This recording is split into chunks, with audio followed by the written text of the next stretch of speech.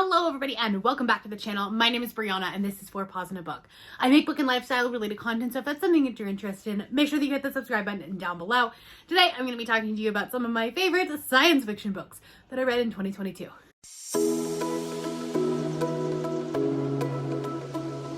2022 was a weird year for me in terms of sci-fi, in that I did not read that many sci-fi books, and the ones that I did read were not that great. They were very middle of the road. So I actually only have 3 books to talk to you about, but they were some phenomenal books.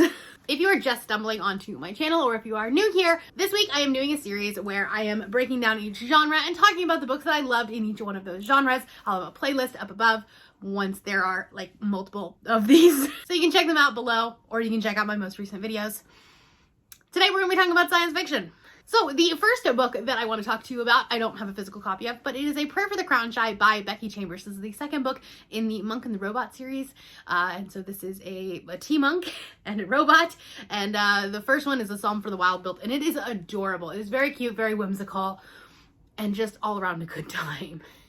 I do think that I like the first book in this series more than the second book. The second one is a little bit heavy-handed in its social commentary, but I do think that it's still important conversations to have.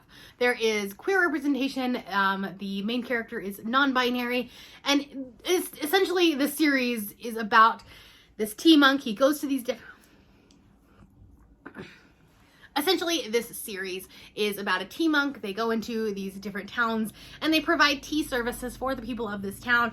It is like their sole purpose in life. And then they find a robot. And in this like world, robots have pretty much become extinct.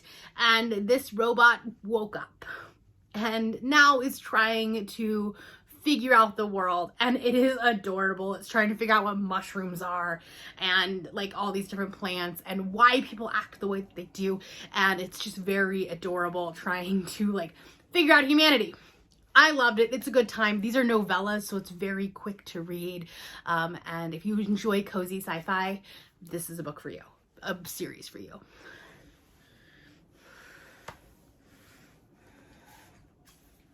Next up, absolutely not a cozy, and that is Dead Silence by S.I. Barnes. This is kind of a sci-fi horror. It's definitely a genre blend, and I had a very good time reading this. I really enjoy the horror elements when there is nature involved, or like elements involved. I really enjoy horror when there are like elements involved, nature involved, which is why underwater horror and space horror are some of my favorite things. And this one like was fantastic. There are times when the main character is trying to like, this is a book about a team of like salvage like astronauts. It's a salvage crew of astronauts. There we go. I can speak. I know what I'm doing. And they find a distress signal from a ship that like actually got lost 20 years ago.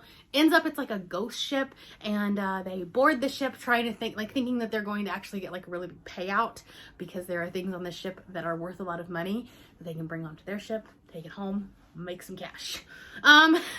Things are not as they seem.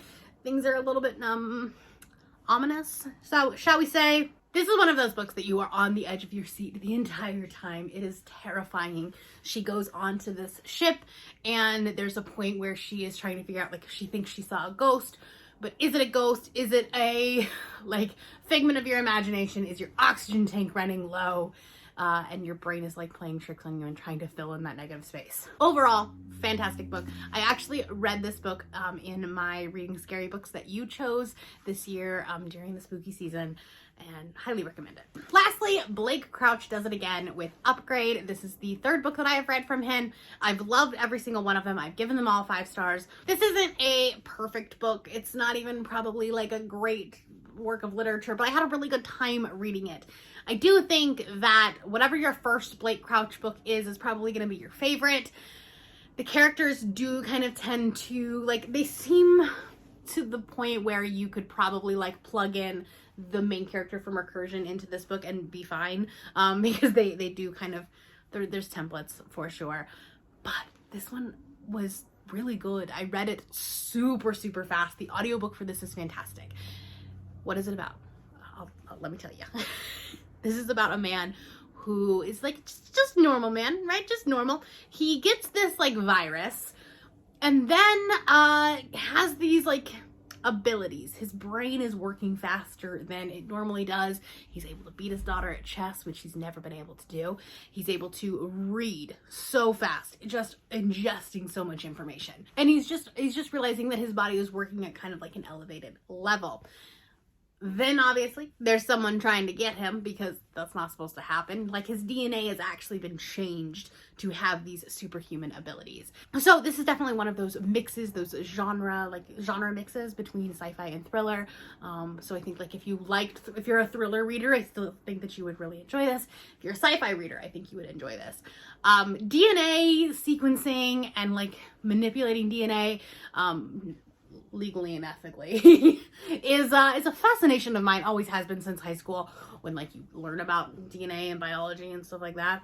And so like that's one of the weird fascinations that I have, and so this book really spoke to me in a way that I enjoyed and had a good time with it. Like I said, I didn't have a great year when it comes to sci-fi books, so in the comments below, recommend me a book or books that you really enjoyed in the sci-fi genre, and if you are not feeling chatty, you can put an alien emoji.